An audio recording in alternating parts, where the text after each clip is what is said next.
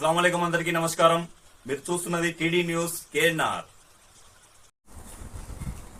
Congress party senior నాయకులు మంత్రివర్యులు పొన్నం ప్రభాకర్ గారికి సన్నిహితులు, అలాగే వెల్చాల రాజేంద్రరావు గారికి కూడా సన్నిహితులు, వారి తండ్రి గారికి జగపతిరావు గారికి శిష్యులు అయినటువంటి మూల వెంకట రవీంద్రరెడ్డి గారు ప్రస్తుతం అర్బన్ బ్యాంక్ ఎన్నికల్లో వెల్చాల రాజేంద్రరావు గారి ప్యానెల్ ద్వారా ఆ ప్యానెల్లో ముఖ్య పాత్ర పోషిస్తూ చురుగ్గా పాల్గొంటున్నారు. వారిని ఈ ఎన్నికల విషయమై ఇంటర్వ్యూ చేయడానికి వారి వద్దకు రావడం జరిగింది, వారి ఇంటికి రావడం జరిగింది. ఇప్పుడు వారు మన వద్ద ఉన్నారు, వారిని అడిగి తెలుసుకుందాం. గారు సార్ నమస్తే. మీరు గతంలో పార్టీ పరంగా కానివ్వండి, ఏవైనా సంస్థల పరంగా కానివ్వండి, ఏ పదవులను చేపట్టారు? నేను విద్యార్థి దశ నుండి ఎన్ఎస్యుఐ విభాగంలో పనిచేయడం జరిగింది. 1997 నుంచి అప్పుడు అంజన్ కుమార్ గారు జిల్లా విద్యార్థి విభాగం అధ్యక్షులుగా ఉండి, నేను ఆ కమిటీలో జిల్లా విద్యార్థి విభాగంలో జనరల్ సెక్రటరీగా పనిచేశాను. అప్పుడు విద్యార్థులకు క్విజ్ కాంపిటీషన్స్ కానీ ఎన్ఎస్యుఐ పరంగా అనేక కార్యక్రమాలు యూత్లో విద్యార్థి విభాగంలో అనేక కార్యక్రమాలు చేయడం జరిగింది ఆ కాలం. మరియు ఉమ్మడి కరీంనగర్ జిల్లా యువజన కాంగ్రెస్ విభాగంలో పనిచేయడానికి ఆనాడు వై సునీల్ రావు గారు జిల్లా అధ్యక్షులుగా ఉండగా నేను ఆ కమిటీలో జిల్లా యువజన ఉపాధ్యక్షులుగా పనిచేయడం జరిగింది. ఉమ్మడి జిల్లాలోని అన్ని మండలాల్లో యువతను చైతన్యం చేసి కమిటీలు వేసి వారిని ప్రోత్సహించి కాంగ్రెస్ పార్టీ పరంగా సేవ చేయడం జరిగింది. యువతను చైతన్యం చేసి వారి రాజకీయ చైతన్యం కొరకు బలోపేతం చేయడానికి చాలా కృషి చేయడం జరిగింది ఆ సమయంలో. మరి తర్వాత కటకమృత్యుంజయం గారు జిల్లా అధ్యక్షులు ఉన్న సమయంలో నేను జిల్లా ప్రధాన కార్యదర్శిగా పనిచేయడం జరిగింది. దాని తర్వాత కూడా కంటిన్యూ రవీందర్రావు గారు జిల్లా అధ్యక్షులుగా ఉండి వారి కమిటీలో కూడా సేమ్ జిల్లా ప్రధాన కార్యదర్శిగా పనిచేయడం జరిగింది. తర్వాత ఆకార భాస్కర్ రెడ్డి పట్టణ అధ్యక్షులుగా ఉన్న సమయంలో ఆ కమిటీలో కూడా ప్రధాన కార్యదర్శిగా కూడా పనిచేయడం జరిగింది నేను. తదనంతరం మళ్ళీ తర్వాత కూడా ఇప్పుడు ప్రజెంట్ కవ్వంపల్లి సత్యనారాయణ బాడీలో కూడా జిల్లా కాంగ్రెస్ ప్రధాన కార్యదర్శిగా కొనసాగుతున్నాను. దీనికంటే ముందు మండల కాంగ్రెస్ కరీంనగర్ రూరల్ మండలానికి కూడా అధ్యక్ష పదవిని చేయడం జరిగింది. ఆ సమయంలో పొన్నం ప్రభాకర్ గారు ఎంపీగా కానీ ఎమ్మెల్యే కానీ పోటీ చేసిన సమయంలో అనేక గ్రామాలు తిరుగుతూ పార్టీ కొరకు వివిధ కృషి చేసి అత్యధిక ఓట్లు కూడా కరీంనగర్ మండలం నుంచి తేవడం జరిగింది. పొన్నం ప్రభాకర్ మాకు సన్నిహితంగా ఉంటారు. అప్పుడు వారి ద్వారా కాంగ్రెస్ పార్టీకి వారి మార్గదర్శనం చేసినారు. కాంగ్రెస్ పార్టీలో అనేక కార్యక్రమాలు చేపట్టినాము. ఇప్పుడు ప్రస్తుతానికి కూడా జిల్లా కాంగ్రెస్ పార్టీలో ప్రధాన కార్యదర్శి కొనసాగుతూ ప్రజెంట్గా ఉన్నాను. నేను సంస్థాగతపరంగా నేను సింగిల్ విండో డైరెక్టర్గా పనిచేసినాను. సింగిల్ విండో డైరెక్టర్గా పనిచేసిన సమయంలో రైతులకు అనేక ఇబ్బందులు పడుతుంటే కొనుగోలు ధాన్య కేంద్రాలను ప్రారంభించడం జరిగింది. అదే మా గ్రామమైన తిగలడపల్లిలో కూడా అప్పుడు ఎలాంటి కొనుగోలు కేంద్రం లేకుండే. నవనూరులో కూడా కొనుగోలు కేంద్రం ఒకటే ఉండి అక్కడ 2 చేయడం జరిగింది. తిగలడపల్లిలో ఇంకోటి కొత్తగా చేయడం జరిగింది. కొత్త సెంటర్లు చేసి రైతులకు మంచి అందుబాటులో ఉండే తూకాలను పెట్టి కాంటలు పెట్టి రైతులకు అండగా నిలిచి అనేక రైతుకు భరోసాగా నిలిచి రైతులకు సహార సహాయకాలు చేసి సింగిల్ విండో ద్వారా మేము అన్నీ చేయడం జరిగింది. తర్వాత కూడా నేను కమర్షియల్ అయినటువంటి Kamadhenu super Bazar commercial society అంటారు దాన్ని, కామధేను సూపర్ బజార్లో 3 టర్ములు నేను డైరెక్టర్గా కొనసాగడం జరిగింది. అక్కడ ఉన్న వర్తక వ్యాపారాలు బిజినెస్ చేసుకోవడానికి అందులో వారికి అనేక సందర్భాలలో కూడా వర్తక వాణిజ్య వ్యాపారాలు అందరికీ కూడా సహాయం చేయడం జరిగింది. మా వంతు కృషి చేయడం జరిగింది.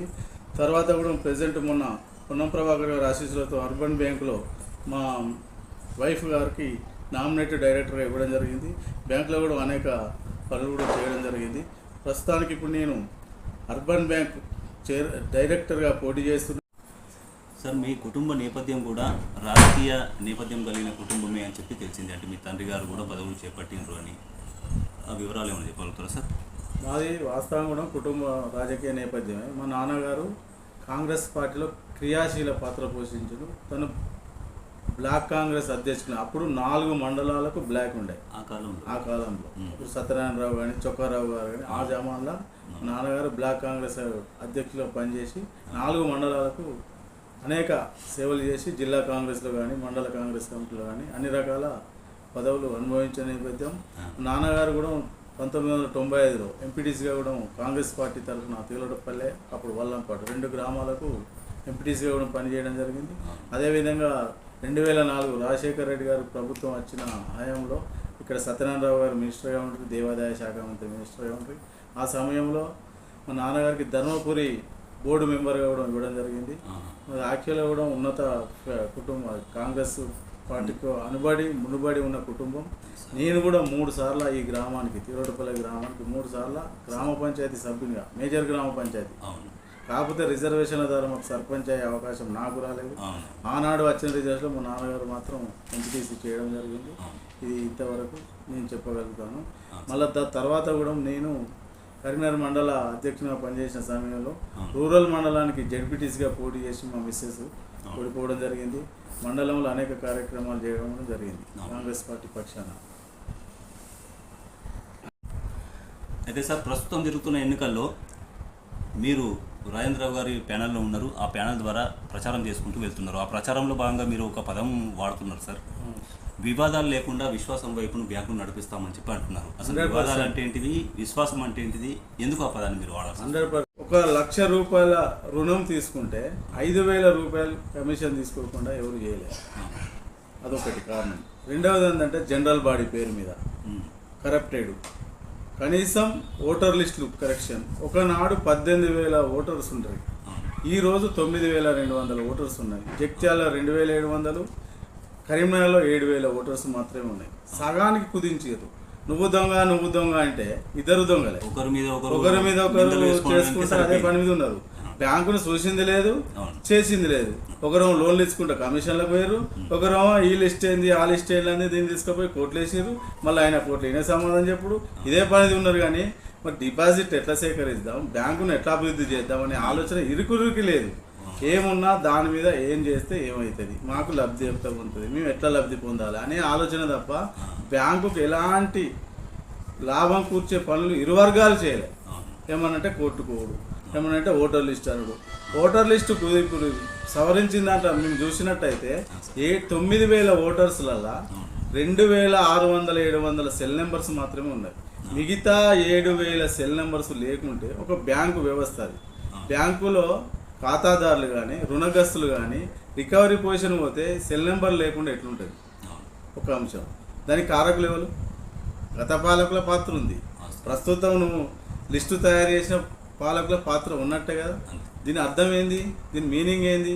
లాస్ట్కి వస్తే అంత మిస్గైడ్ చేసి కొత్త వాళ్ళు మా సొంటోళ్ళు ఇప్పుడు వస్తున్నాగా వీళ్ళకి దొరకకుండా చేయకుండా మళ్ళీ మేమే ఆ సీట్లో కూర్చొని మళ్ళీ దోపిడికి గురి చేసి మళ్ళీ సభ్యులను మభ్యపెట్టి మళ్ళీ ఇదే వివాదం స్థాయిలో ఇద్దరు ఆలోచిస్తున్నారు తప్ప దీంట్లో బ్యాంకు గురించి ఆలోచించే నాదుడు లేదు. ప్రస్తుతానికి ఇప్పుడు నేను అర్బన్ బ్యాంక్ డైరెక్టర్గా పోటీ చేస్తున్నాను. Urban bank director Velchala Rajender Rao గారు పెట్టిన ప్యానెల్లో నేను డైరెక్టర్గా పోటీ చేస్తున్నాను. మా 12 మంది డైరెక్టర్ను వెల్చాల రాజేందర్ రావు బలోపేతం చేసి నిర్మల భరోసా ప్యానెల్గా దాని పేరుకు నామకరణం చేసి ఇప్పుడు ప్రస్తుతానికి మేము అర్బన్ బ్యాంకు సభ్యులుగా అందరం గెలిచిన తర్వాత బ్యాంకు అభివృద్ధికి కూడా తోడ్పడతామని సందర్భంగా తెలియజేస్తూ, ఇప్పుడు గత పాలకులు ఒకరేమో బయలాను అడ్డం పెట్టుకొని అందులో లొసుకులను అడ్డం పెట్టుకొని వివిధ అక్రమాలకు పాల్పడినారు. వీటిని ఆసరా చేసుకుని ఇంకో పాలక వర్గం వాటిని లొసుకులు చూసి ఓటర్ లిస్టులు ఇవి తీసేయాలి, ఓటర్ల పేర్లు తీసేయాలని ఇంకో పాలక వర్గం అది చేసుకుంటూ 2 పాలక వర్గాలు మొత్తాన్ని బ్యాంకుల వివాదాలకు తోయడం జరిగింది. ఆ వివాదాల ద్వారా 8 సంవత్సరాలు అదే లొల్లి జరిగింది బ్యాంకులో. మరి ఏం జరగలేదు, అభివృద్ధి ఏం లేదు, డిపాజిట్లు లేవు, సభ్యులకు అయోమయంలో గురి చేసే పనులు ఇరు వర్గాలు కూడా చేయడం జరిగింది. ఇప్పుడు మేము అర్బన్ బ్యాంకులో పోటీలో ఉన్నాము. మేము గెలిచినట్టయితే మా ప్యానల్ వెల్చార రాజేందర్ రావు గారి ప్యానల్ గెలిచినట్టయితే బ్యాంకు అభివృద్ధికి తోడ్పడతాం. బ్యాంకుకు ఇప్పుడు ప్రస్తుతానికి 3 బ్రాంచ్లు ఉన్నాయి. అటు జగిత్యాలలో, గంగాధర్లో, కరీంనగర్లో.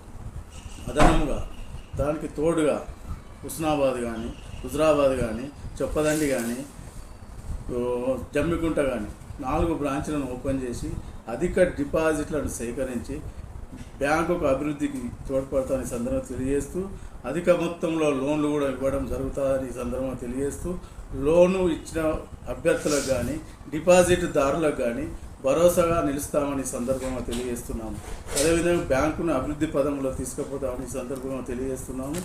మాకు వెన్నండి ఉన్న వెల్చాల రాజేందర్ కానీ నిర్మలా భరోసా ప్యానల్ను అభ్యర్థులను అందరినీ గెలిపించాలని, బ్యాంకుకు తోడ్పడాలని, సభ్యుల నమ్మకాన్ని మేము వమ్ము చేయకుండా పరిపాలన సాగిస్తామని ఈ సందర్భంగా తెలియజేస్తున్నాం.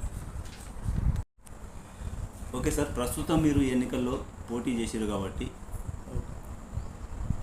ఇప్పుడు రాజేంద్రరావు గారి ప్యానెల్లో మీరే ముఖ్య పాత్ర పోషిస్తూ చురుగ్గా పాల్గొంటున్నారు. ఒకవేళ మీకు అవకాశం ఇచ్చినట్టయితే బ్యాంకు అభివృద్ధి కోసం సభ్యులను లాభాలని చేకూర్చే విధంగా ఎలాంటి చర్యలు చేపడతారు? మాకు అవకాశం ఇచ్చినట్టయితే మేము ఒకటే ఎజెండా మాది, బ్యాంకు డిపాజిట్లను సేకరిస్తాం. అధిక మొత్తంలో బ్యాంకు డిపాజిట్లను సేకరించి అధిక మొత్తంలో లోన్లు ఇవ్వడం జరుగుతుంది. ఇవ్వడం చేసినదే కాదు, రికవరీ కూడా ఒక టీం, ప్రత్యేకమైన టీంను ఏర్పాటు చేసి లోన్లు ఇచ్చిన ద్వారా రికవరీ చేసుకుంటూ బ్యాంకుకు లాభం చేసుకుంటూ సభ్యులకు వాటాదానాన్ని పెంచే విధంగా చేయడానికి మేము ముందుకు వస్తున్నాం. సభ్యులతోనే కూడుకున్న బ్యాంక్ ఇది. మనం డిపాజిట్లు సేకరించాలి, రుణాలు ఇవ్వాలి, రుణాల మీద వచ్చిన ఆదాయాన్ని సభ్యులకు డివిడెంట్గా ఉంచాలి. బ్యాంకుకు, ఎంప్లాయీస్కు కానీ బ్యాంకు కానీ డెవలప్మెంట్ మార్గంలో మేము చేయడానికి ముందుకు వస్తున్నాం. ఫస్ట్ అంశం అది. ఓకే సార్, అయితే మనకు డిపాజిట్ వచ్చింది అట్లనే పెట్టుకుంటే లాభం ఏం లేదు, అది మళ్ళీ రుణంగా ఇచ్చి అదే కదా, మళ్ళీ అది వసూలు చేసినప్పుడే లాభం. అంతే కదా, అదే అధికంగా సేకరిస్తాం, రుణాలు ఇస్తాం, మళ్ళీ దానికి ఒక ప్రత్యేకమైన బృందం పెట్టి ప్లస్ వసూలు చేసి బ్యాంకుకు లాభాన్ని చేకూర్చి లాభం ద్వారా. అయితే ఇదివరకు ఉన్న పాలక వర్గాలు అదే పని చేసారు, వాళ్ళు ఇచ్చిర్రు కానీ వసూలు చేయలేదు అని ఇంకో పాలక వర్గం నిందలు వేసారు. అంటే కారణం ఏంటిదన్నట్టు? ఇప్పుడు డిపాజిట్లు వచ్చినాయి, డిపాజిట్ ఏడు ఉంటాయి, బ్యాంకులు ఉండలేవు, ఇంకో బ్యాంకులో డిపాజిట్ చేయాలంటే ఇతరుల బ్యాంకులో డిపాజిట్ చేస్తే మాకు బ్యాంకుకి ఏం లాభం? దానింత లాభం వస్తుంది, కమిషన్ వస్తుంది. ఆ కమిషన్కి అకృతి పడి ఇతరుల బ్యాంకులో పెట్టి రుణాలు బయటికి ఇవ్వకుండా చేతగానితనం ఉంటుంది. ఒక కాడ పెడితే ఏమిస్తారు, అదర్స్ బ్యాంకులో పెడితే తక్కువ వడ్డీ ఇస్తారు. మనం రుణ రూపాయన ఇచ్చినాం అనుకో అధిక వడ్డీ వస్తుంది. అధిక వడ్డీ వస్తే బ్యాంకుకు లాభమే కదా, ఎంప్లాయీస్కు మంచి జీతాలు వేతనాలు పెంచడానికి ఉంటుంది కదా. అంటే దీని అర్థం ఏంటంటే సభ్యులకు లాభం చేసే కాదు, వాళ్ళ సొంత లాభం కోసం చేసే పనులు ఇది, అంతే తప్ప ఏం లేదు. ఓకే సార్, ఓకే సార్, ఇంకా మీరు ముందు తీసుకుపోయే చర్యలు ఏంటి? మీరు బ్యాంకు అభివృద్ధి పదంలోకి తీసుకుపోయేటువంటి చర్యలు? మేము ఒక్కటే, ఇది ఉమ్మడి జిల్లాకు సంబంధించిన బ్యాంకుగా తీర్చిదిద్దడానికి మా ప్రణాళిక ఉంది. మేము ఇప్పుడు 3 బ్రాంచ్లే ఉన్నాయి, గంగాధార, జగిత్యాలు, కరీంనగర్లో బ్రాంచ్లు ఉన్నాయి. మేము హుస్నాబాద్ కానీ, హుజరాబాద్ కానీ, జమ్మికుంట కానీ, చొప్పదండి కానీ, మరియు ఇంకా భవిష్యత్తులో మాకు కాల సమయం ఉన్నందుటైతే భవిష్యత్తులో కూడా ఉమ్మడి జిల్లాలో బ్రాంచ్లు అనేకంగా పెంచి దాంట్లో సభ్యులను చేకూర్చి వాటాదా సభ్యుల ఖాతాలను పెంపొందించేసి డిపాజిట్ దారులను సేకరించి ఆలోచనలో మేము ముందుకు పోవాలని మా ప్రణాళిక ఉన్నది. అనేక ప్రణాళికలు ఉన్నాయి, కాకపోతే ఇప్పుడు సమయం లేనందున మీకు ఇంకేం చెక్కలేకపోతున్నాం. దానికి కూడా అది చిన్న బ్యాంకే ఉంది, ఆనాడు ఎట్లా పెట్టినాం ఈనాడు అట్లే ఉంది తప్ప దానిలో ఏం లేదు. ఇంకా శాఖలుగా విభజించినట్లయితే ఇంకా ప్రాంతాల వారిగా శాఖలు పోయినట్లయితే ప్రాంతాల వారిగా డిపాజిట్లు సేకరించుకోవచ్చు, ప్రాంతాల వారిగా రుణాలు ఇవ్వచ్చు. ఆ రుణాలతో అభివృద్ధి చెందే దిశలో మేము ఆలోచన చేస్తున్నాం. ప్రస్తుతం జరుగుతున్న ఎన్నికల్లో, అర్బన్ బ్యాంక్ ఎన్నికల్లో మీరు నామినేషన్ వేసిండ్రు. మీ ప్యానల్లో 12 మంది సభ్యులు ఉన్నారు. రాజేంద్రరావు గారి మద్దతుతోని ఆ ప్యానల్ నడుస్తుంది అని చెప్పి ప్రచారంలో ఉంది. ఆ ప్యానల్లో ముఖ్య పాత్ర పోషిస్తున్నది కూడా మీరే. అయితే మీరే రేపు చైర్మన్ అయ్యే అవకాశాలు ఉన్నాయని చెప్పి అలాంటిది ఏం లేదు. మాకు పొన్నం ప్రభాకర్ గారి బ్లెస్సింగ్స్ ఉన్నాయి. దాని ద్వారానే వెల్చాల రాజేంద్రరావు గారు ముందుకు వచ్చి ఒక ప్యానల్ను, నిర్మలా భరోసా ప్యానల్ అనేది రూపొందించి దానికి ఒక రూపకల్పన చేసినాడు. రూపకల్పన చేసి అందులో మమ్మల్ని అందరినీ కులాలకు అటు కులాల ప్రాంతంగా సమాన న్యాయం కొద్దీ మమ్మల్ని సభ్యులను చేర్చుకున్నాడు. సామాజిక పరంగా సభ్యులుగా చేర్చుకొని నిర్మలా భరోసా ప్యానల్ ద్వారా అర్బన్ బ్యాంకు ఎన్నికలలో గెలిచినట్టయితే మేము డిసైడ్ చేసేది ఏం లేదు.